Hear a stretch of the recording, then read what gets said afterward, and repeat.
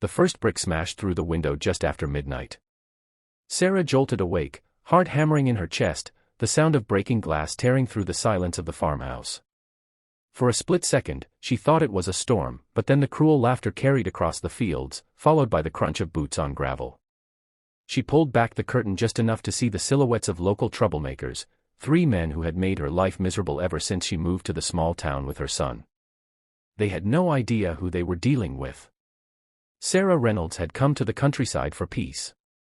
After years of service in the military as a Green Beret sniper, she wanted nothing more than to raise her boy in a quiet, safe place, far from the memories of war. The farm wasn't much, an old house, a barn, and a few acres of land, but it was theirs. She worked tirelessly, mending fences, planting crops, and fixing machinery, determined to give her son a stable life. She kept to herself, polite but distant, hoping to avoid the small-town drama. But her quiet strength had painted a target on her back. The bullies were locals who thrived on intimidation. They mocked her for being a single mother, sneered at the farm's worn-down appearance, and spread whispers in town that she was too stuck-up to join community gatherings. When insults weren't enough, they escalated, slashed tires, stolen tools, and now, broken windows. Their cruelty came from boredom and ego, but to Sarah, it was a direct threat to the safe world she was trying to build for her child.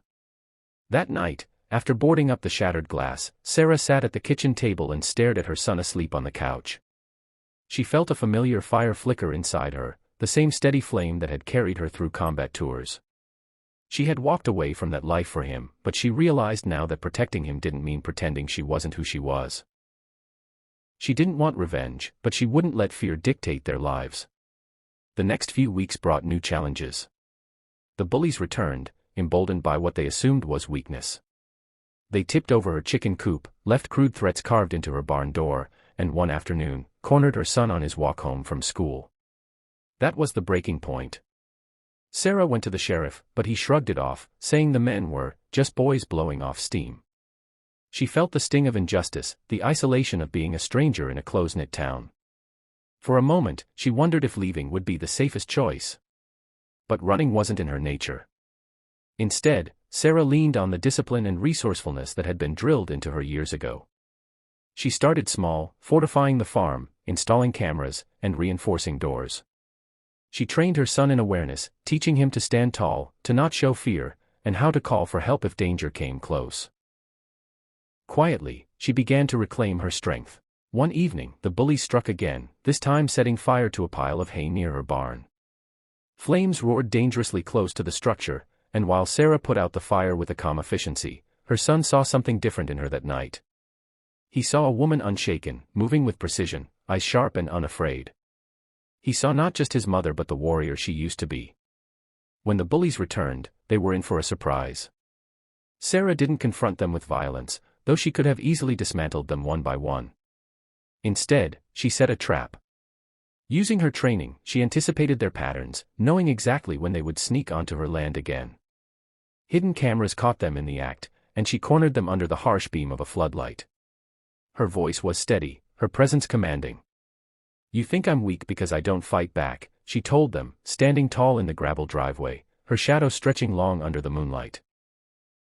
"But I've faced men far stronger, far smarter, and far more dangerous than you. And they didn't win. Neither will you." The men laughed at first, but the laughter faltered as she described their every move, how she knew which one carried the lighter, which one always trailed behind, and how she had every bit of evidence on video. Her words cut deeper than any weapon. She left them with a choice: leave her family alone, or face the law with undeniable proof of their crimes. Shaken, the bullies backed down. The sheriff, forced to act once the evidence was presented, had no choice but to hold them accountable. Word spread quickly through town about the quiet single mother who had stood her ground with the precision of a soldier.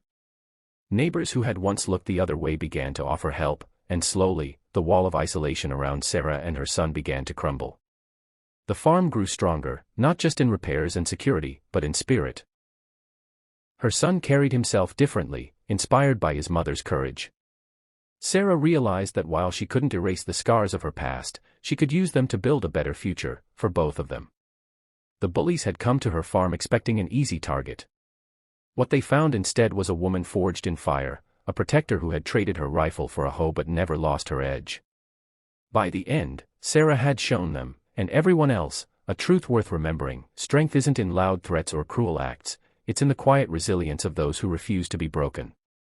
And for her son, watching his mother stand unyielding, that lesson would carry on for a lifetime.